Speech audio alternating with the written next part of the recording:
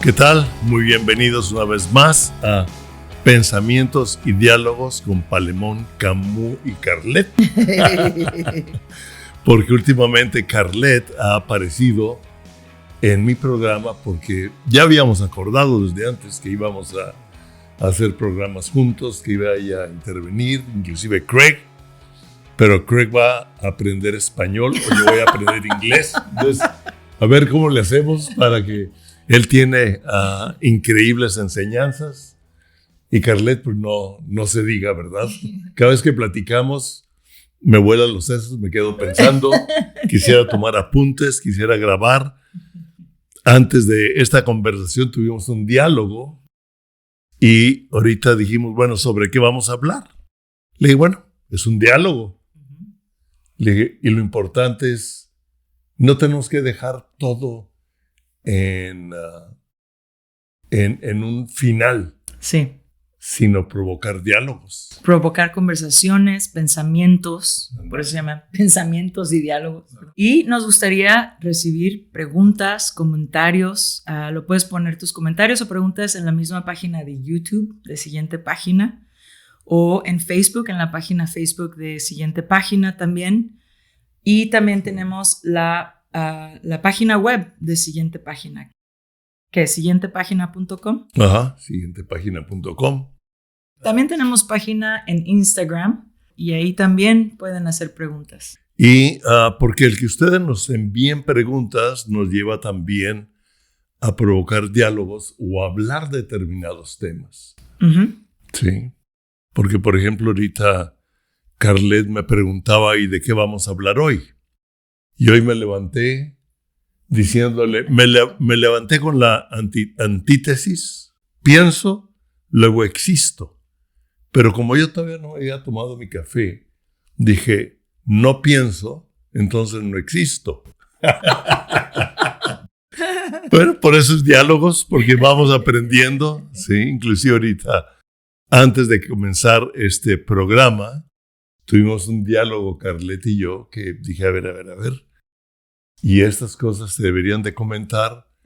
Y porque comenzamos a ver, yo he estado meditando sobre un versículo que estuve meditando y la última frase que Jesús le dijo al centurión, le dijo fue, ve y como creíste, te sea hecho. Eso es, para mí se me hizo muy fuerte. Sí. Porque estamos hablando, y tú has hablado de la cosmovisión, Uh-huh. o sea, de la forma de pensar de acuerdo a lo que hemos vivido, experimentado, no solo en el mundo, sino también en el reino de Dios o en la iglesia. Bueno, sí, y he hablado de la importancia de tener una cosmovisión bíblica. Eso. Al contrario de tener nada más una cosmovisión cristiana, en el sentido de que muchas veces nomás nos vamos por la cultura cristiana, pero no estamos entendiendo a pensar bíblicamente acerca de qué dice Dios de toda la realidad. Exactamente. ¿Qué dice? Es interesante. ¿Qué dice Dios de la realidad? Porque hay personas que han querido sacar a Dios de la realidad o poner una realidad sin Dios. Y comentabas algo hace rato. Sí, estábamos hablando de cómo... y nunca me dijeron cómo se dice en español, el enlightenment, la era del razonamiento. Razonamiento. Sí, bueno, en inglés es enlightenment y ahorita no me acuerdo cómo se llama en español, pero durante esa etapa se creó la elevación del razonamiento humano y muchos cristianos han reaccionado en contra de eso, pero lo que a veces no se entiende es que no era que la razón humana es mala, sino que en cómo se veía la razón humana en ese tiempo, porque estaba basada en cómo había avanzado la ciencia y había creado una ciencia material, naturalista, en donde lo único que se podía estudiar en la ciencia eran causas naturales. La ciencia nació de un conocimiento, un entendimiento de la realidad unida, o sea, toda la realidad era unida, una realidad unida que venía de Dios. Ajá. ¿Okay? Y aún los pensadores no cristianos, vamos a ponerle cristianos o teístas, deístas, concebían de que existía algún tipo de realidad última o de realidad que unía toda la realidad.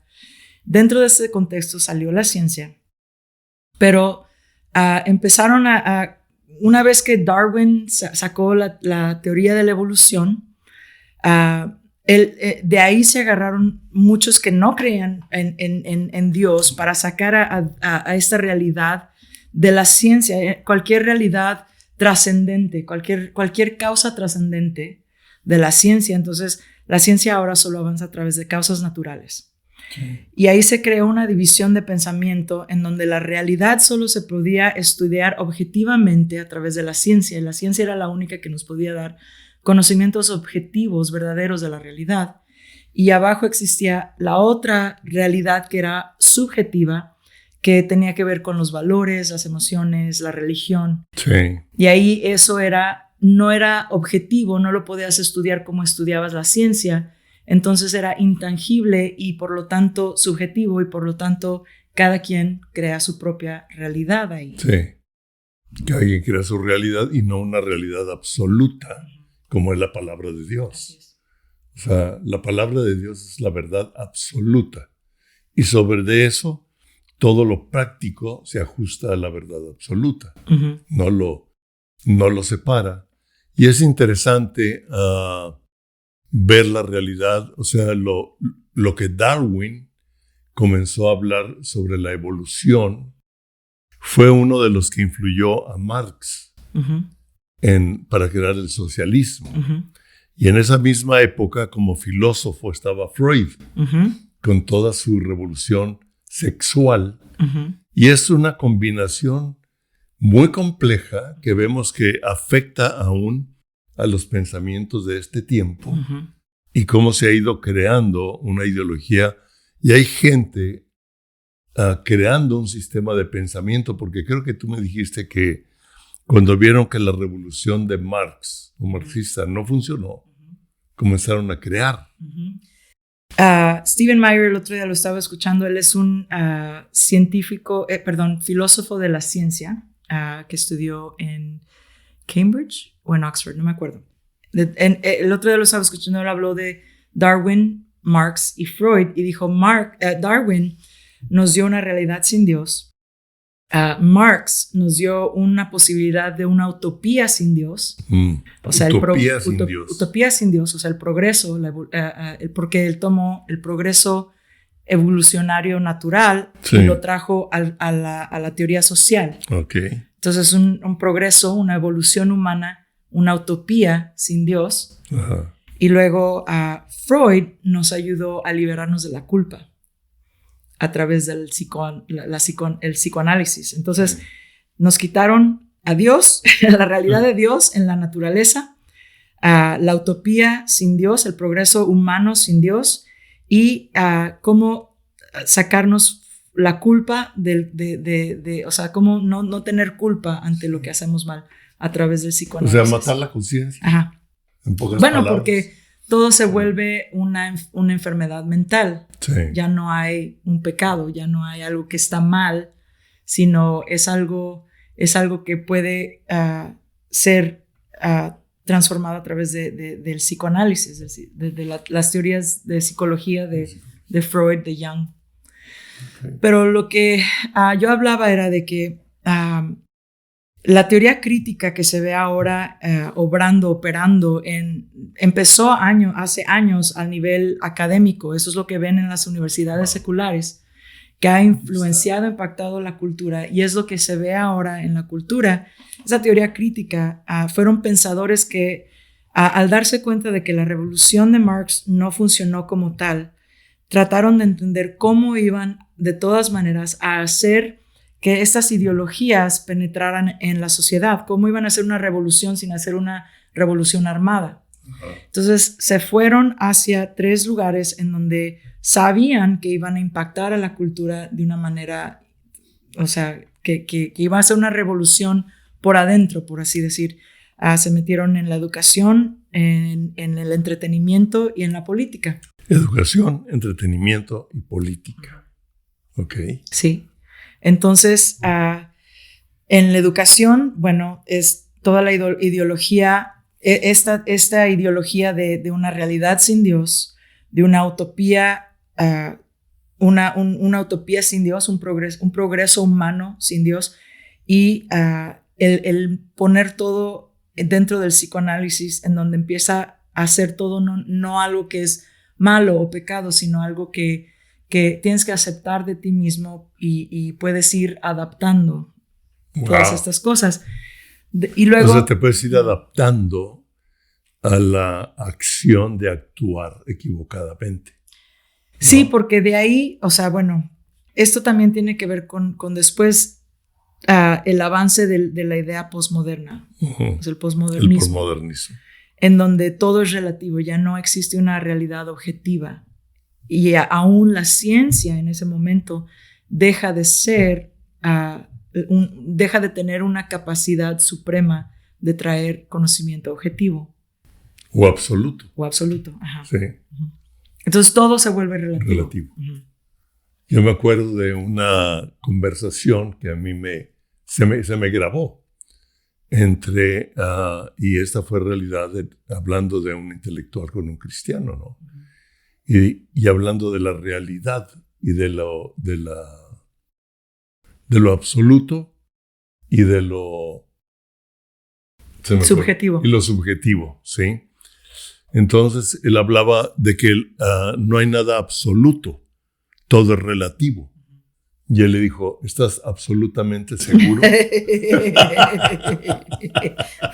O sea, y esta idea de absoluto y relativo tienen que ver con la idea de que cuando hablas de una realidad absoluta, estás diciendo que hay una realidad independiente de tu mente. O sea, independiente de lo que tú creas o pienses, hay una realidad que existe. Ajá. Lo crees o no lo creas, existe una realidad absoluta. Así es. Y el subjetismo tiene que ver con la idea de que no hay una realidad absoluta, sino de que todos estamos creando una realidad a través de de nuestra percepción de lo que estamos viviendo. En pocas palabras, cada quien se vuelve su propio Dios. Exacto. Sí. Sí. Sí, ¿no? Sí, exacto. O sea, lo que yo creo, eso es. Que fue el mismo truco, por así decir, y el diablo lo sigue usando desde el jardín del Edén. Sí. Sí, desde ahí. Sí. Digo, ¿cómo que creen que lo que Dios les dijo es absoluto? No lo dijo así en la Biblia, pero los hizo dudar en su pensamiento y en su corazón de la realidad de Dios. Y cuando ellos tomaron una decisión diferente a la realidad de Dios, pecaron. Justamente eso estaba enseñando en la clase de hoy en cuanto a la teología ortodoxa y la herejía. La herejía quiere decir opción. La palabra quiere decir opción. Okay. Una opción que va en contra de lo que Dios dice. Es una opción. Te da chance. Sí. Sí. Dame tantita chance, ¿no? De hacer a Dios ahí a un ladito. Ajá. O sea, primero hacer a Dios a mi manera. A mi manera. Y luego, yo soy Dios. Por ahí empieza, ¿no? O sea, comienzo por querer hacer a Dios a mi manera hasta que yo me convierto en mi propio Dios. Porque entonces a Dios lo voy como relegando, ¿sí? Antes lo había invitado al vestíbulo de la casa, lo invité a la sala, pero cuando quiso entrar más allá, como que dije, no, aquí dame chance, ¿no? Sí. Y hasta que acabo por sacarlo otra vez. Que tú has hablado de la deconstrucción de la fe. Sí. ¿Tiene algo que ver con eso? Bueno, sí, en el sentido de que por lo general, alguien que está deconstruyendo su fe tiene dudas mentales, o sea, porque en la Biblia vemos paradojas, tensiones de cosas que decimos, ¿cómo puede ser esto cierto y esto cierto? Y esto tiene que ver con la lógica humana. Pero una paradoja es distinto a una contradicción. Una contradicción en la lógica quiere decir que si yo digo, por ejemplo, estoy casada y no estoy casada, eso es una contradicción. O estás casada o no estás casada. Sí. Sin embargo, yo puedo decir, estuve casada y ahora ya no lo estoy.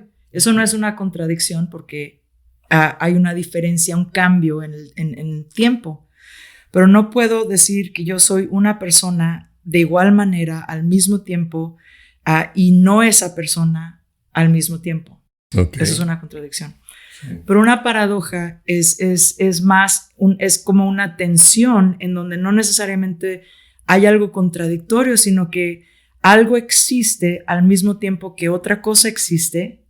Por ejemplo, cuando hablamos de el amor de Dios y la ira de Dios. Uh-huh. Para la mente humana esas cosas son contradictorias, pero Dios no está diciendo que la ira de Dios y el amor de Dios no es algo que se contradicen entre sí, sino porque la ira de Dios está ligado al amor de Dios. Wow. Porque tiene que ver con la justicia. Tiene que ver exactamente. Entonces, tiene que ver con la justicia, tiene que ver con la santidad, y la santidad tiene que ver con el amor. Todos los atributos de Dios es una unidad. Dios es una unidad, no están separados. Dios no está separado. Dios no tiene un poco de amor por acá y un poco de ira por acá. Dios es amor. Uh-huh. Y los atributos de Dios son todos, se basan en el carácter de quién es Dios, la totalidad de Dios. La totalidad de Dios. Entonces no es una contradicción, sino es una paradoja, y es una paradoja para nosotros, porque nosotros no entendemos cómo funcionan las dos cosas al mismo tiempo. Pero no quiere decir que hay una contradicción en lo que Dios está diciendo. Ok. El problema es en el sistema de pensamiento humano que quiere meter a Dios al sistema de pensamiento humano. Uh-huh. En vez del pensamiento humano, ser transformados en el espíritu de nuestra mente por la palabra de Dios y la revelación de la palabra. Uh-huh. ¿Sí? Así es. Por ejemplo, y esa revelación, yo le llamo de repente un clic. Uh-huh. ¿Sí? O sea, dentro de nuestra teología o dentro de nuestro conocimiento de Dios basado en la palabra, que podríamos poner diferentes denominaciones, ¿no? Diferentes cosmovisiones bíblicas de un mismo Dios, pero con diferente impacto de pensamiento o de cultura que nos han afectado. Uh-huh. Por ejemplo, hoy tuve un clic, ¿sí? Uh-huh. Yo siempre he querido, inclusive he enseñado aquí sobre el orar en lenguas, ¿sí? Donde dice ustedes quedan sin entendimiento, ¿sí?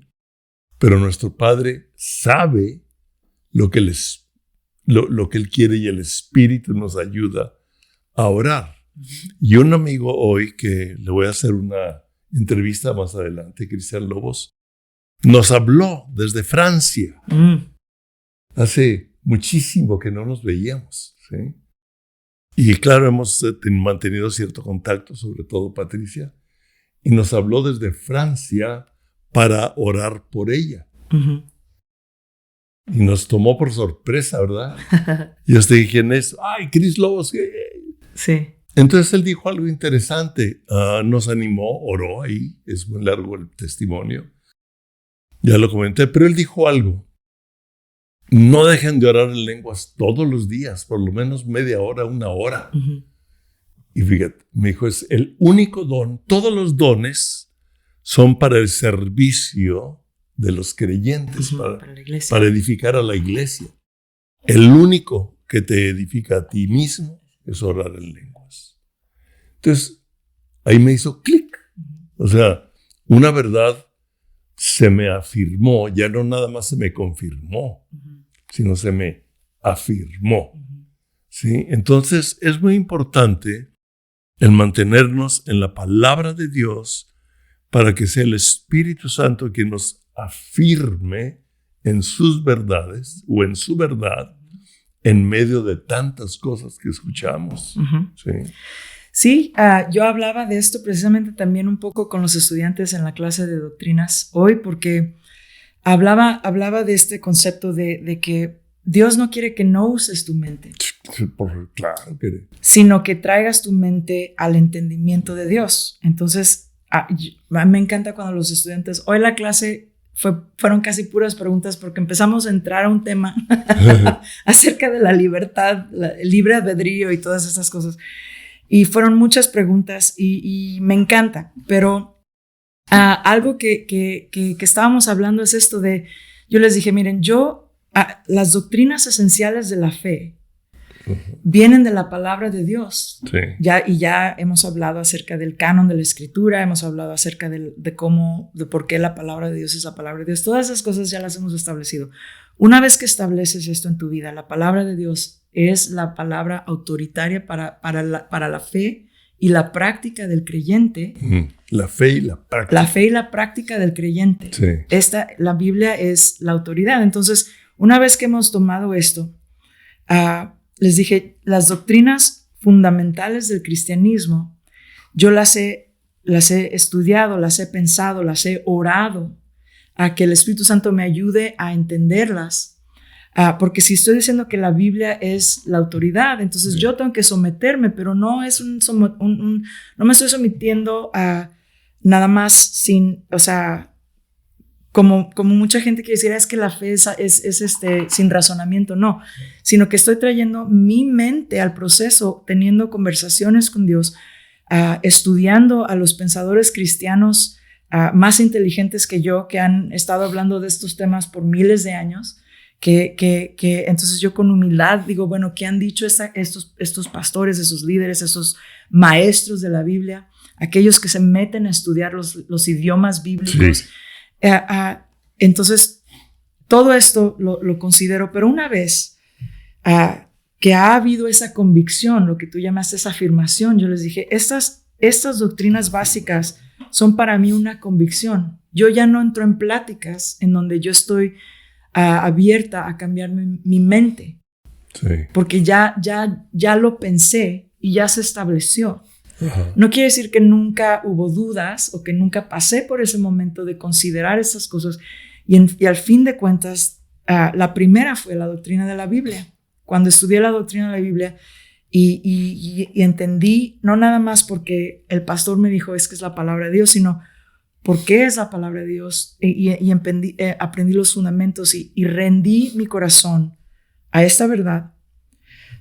Empezaron a fundamentar dentro de mí cosas que yo ya no voy a cambiar mi opinión.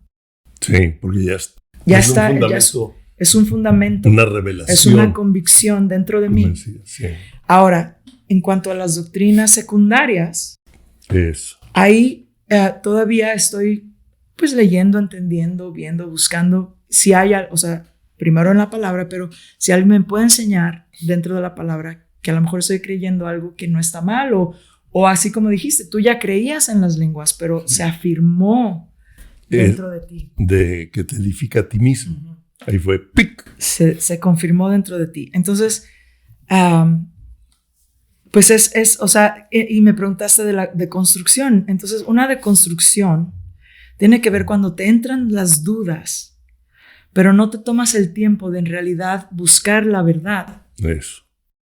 Entonces, la duda, entonces después se va mezclando con, te estás conformando ahora al pensamiento del mundo. Uh-huh. Estás oyendo a los críticos, estás oyendo a los cínicos, estás oyendo a los informados, a los filósofos, o tal vez es porque alguien tuvo alguna mala experiencia en la iglesia, una mala experiencia en su familia cristiana, una mala experiencia, a lo mejor aún con alguna teología que se le enseñó que en realidad no era lo que dice la Biblia y creyeron que Dios iba a hacer algo que Dios no hizo, pero en realidad no era lo que Dios estaba diciendo, sino lo que el pastor estaba diciendo, sí, lo que fulanito estaba diciendo.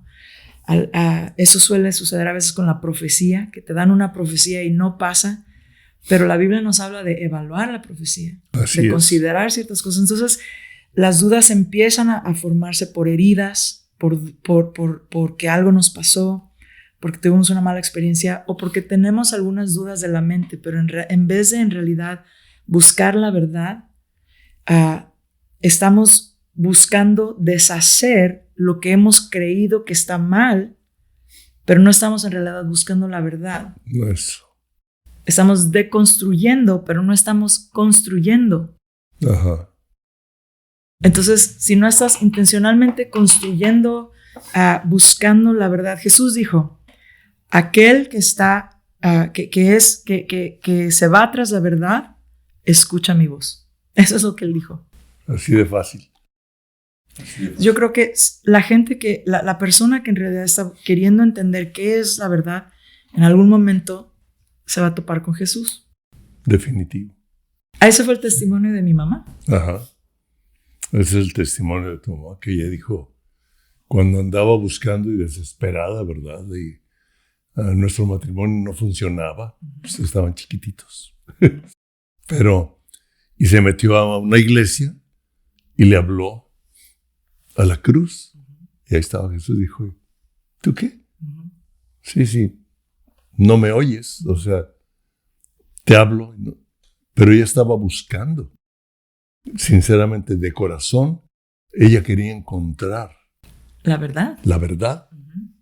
Y más adelante, por medio de una amiga y de unos misioneros, se le reveló y su vida cambió y sigue cambiando. Todo cambió. Todo cambió y sigue cambiando. Dios nos sigue hablando, Dios nos sigue transformando. Inclusive este amigo, Cristian Lobos, hoy, y tu mamá me dijo, por tercera vez, dijo, es la tercera vez que me dicen que Dios tiene algo más fuerte por delante. ¿Sí? Dijo, es la tercera. Y él le dijo, Patricia, oye, era nuestro alumno. Me encanta eso, ¿no? Cuando alguien, quien ha sido tu alumno, tú has sido maestro, tú lo has enseñado, ahora él te está afirmando, te está retando, te está enseñando. Y dice, Patricia, tú tienes que creer esto y métete a la palabra, porque el diablo te quiere robar y Dios tiene para ti algo más importante. Me encantó ver y me recordó el estudiante que llegó de Chile, ¿sí? Al Instituto Bíblico, un tanto nuevo, digamos. Ahora con otra, ¿sí? Hablándonos y afirmándonos. A mí mis hijas me hacen eso todo el tiempo. ¿Te lo hacen? Sí, me regresan lo que les he enseñado. Y eso nos pasa, y eso es algo interesante que te decía, es que él nos dijo, porque él oró por sanidad, por Patricia, y él dijo, es que yo creo. Dijo, yo veo más milagros de lunes a sábado que el domingo. Sin embargo, él sigue siendo parte del domingo.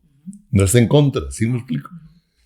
Pero él tiene una fe, no está en contra de la diferente forma de pensar dentro de la iglesia institucional.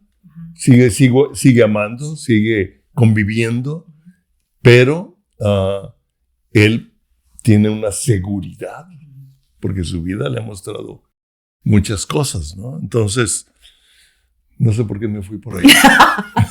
Porque yo creo que en alguna de esas tenemos que tener la plática de la iglesia.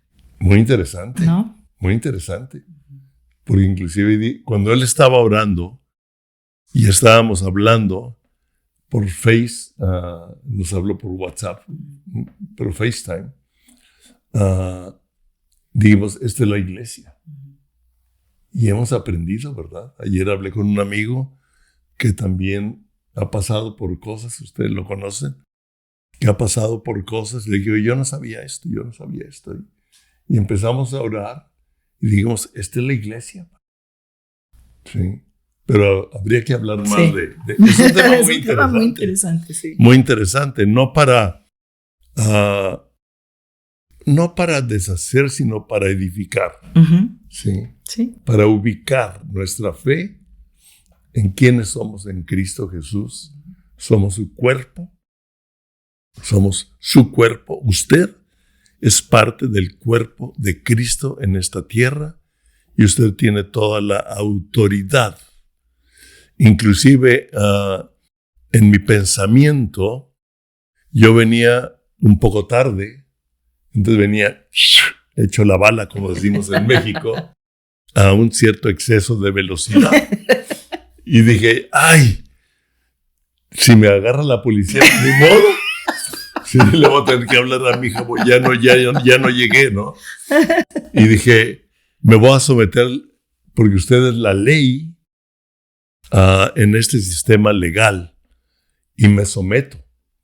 Usted, aquí es la autoridad, mi autoridad es en otras áreas. Y venía yo en un diálogo, como si ya me hubiera parado el policía. Yo sé que a todos nos pasa ese tipo de diálogos, ¿no? Y dije, ¿sobre qué tengo autoridad? Ok, tengo autoridad sobre demonios y tengo autoridad sobre enfermedades. Y usted, como parte de Cristo, como parte del cuerpo de Cristo, Dios, Cristo Jesús, dijo, toda autoridad me ha sido dada. Por lo tanto, entonces nos deposita a nosotros la autoridad para ser discípulos y bautizarlos en el nombre del Hijo, del Padre, del Hijo y del Espíritu Santo. Y en el Evangelio de Marcos dice, vayan y echen fuera demonios y sanen enfermos. ¿Sí? O sea, usted y yo, como cuerpo de Cristo en esta tierra, tenemos la autoridad que Él tuvo mientras fue hombre y que nos dejó por el Espíritu Santo y su palabra para vivirla aquí en la tierra. No se deje alterar por los pensamientos de la sociedad, por los pensamientos de este mundo. Ay, tú dijiste ahorita cómo ha querido cambiar los pensamientos en todas las áreas del hombre. Lo dijiste en parte, ¿no? En la educación, en el entretenimiento y en la política. Y cómo una minoría ha querido manejar o está manejando a una mayoría que no piensa o no tiene una revelación de la verdad absoluta y una conexión con el Espíritu Santo para ir viviendo con la mente, como dice, porque ¿cuál es su pensamiento? Es su corazón. Porque con el corazón se cree. Es interesante, con el corazón se cree. ¿Cómo hace? Yo creí que con el pensamiento creía. Entonces, con el corazón se cree. Para justicia. Y tú hablabas ahorita de la justicia entre la ira y el amor de Dios, ¿no? Si no, no habría justicia. Pero con la boca se confiesa. Es interesante lo que hablamos. Con la boca se confiesa para salvación. Pues la Escritura dice, me encanta, la Biblia dice, la Escritura dice, todo aquel que en él creyere no será avergonzado. Porque no hay diferencia entre judío y griego, o sea, entre diferentes formas de pensar. Los griegos no buscaban la justicia de Dios. Aunque aquí la palabra justicia, ¿sí? En español no existe la palabra righteousness. Righteousness, no. Entonces, esta justicia es diferente a la justicia de la cual yo hablo, porque la justicia de la que yo hablo es la justicia como de ley, la justicia de la ley. Andale. Pero la palabra righteousness es más como la rectitud. La rectitud. Esa es una palabra difícil, righteousness. Me gusta en inglés. Porque la justicia, como tú dices, se vuelve como más legal. Sí, porque en inglés, y bueno, porque la Biblia no fue escrita ni en español ni en inglés, pero la palabra righteousness tiene que ver con la idea de life as it should be, la vida como debería ser. Okay. Que tiene que ver la vida como Dios la creó, volviendo a la realidad absoluta de Dios. Entonces, la vida como Dios la creó. Como debería ser, como Dios la ordena. Entonces, esa es la justicia. La righteousness, la rectitud. Righteousness, la rectitud. Sí, que en español usamos justicia, pero es esa palabra rectitud, righteousness. Estoy leyendo Romanos 10 del 10 al 13. Es muy interesante que usted lo medite conforme a lo que Carlet nos está explicando, porque le da un sentido más amplio a estos versículos. Y dice, al judío y al griego. Es interesante. Ujú. El judío tenía una fe en Dios, el griego tenía un pensamiento lógico de la razón, lo que tú hablabas ahorita, ¿no? Pues el mismo que es Señor de todos, es rico para con todos los que lo invocan. Porque todo aquel que invocar el nombre del Señor será salvo. Si usted nunca ha invocado el nombre de Jesucristo como su Señor, buscando la justicia, la forma de vida que Él quiere que usted y yo tengamos, por la revelación de la palabra y el Espíritu Santo, afirmando en nuestro espíritu lo que Él es y lo que Él quiere que usted y yo vivamos, creamos, seamos. Si usted nunca lo ha hecho, es el momento de una salvación y de una seguridad de la vida eterna. Porque Él dijo, yo soy el que cree en mí, aunque esté muerto, vivirá. Yo soy la resurrección y la vida. Y Jesús es la resurrección y la vida. Si usted en este momento cree en su corazón y confiesa a Jesucristo como su Dios, tiene la vida eterna. En el nombre de Jesús. Amén. Amén.